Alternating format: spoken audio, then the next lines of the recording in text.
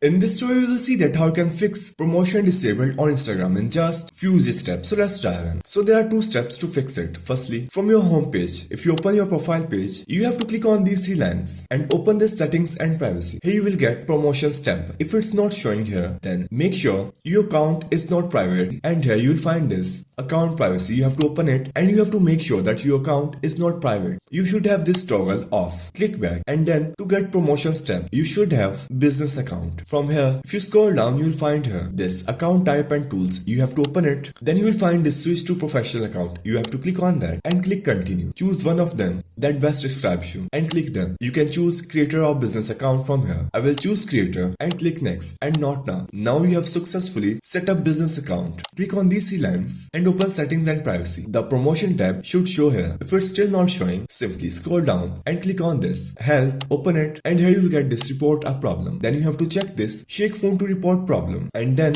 go back and shake phone. Click back, and here you have to shake your phone. After shaking your phone, it will show you this report problem. You have to click on that, include and continue. It will take screenshot where you are facing a problem on. Then you have to type here that promotion tab is not showing in my Instagram settings. Help you to fix it, and simply click on send, and your promotion disabled problem will be fixed.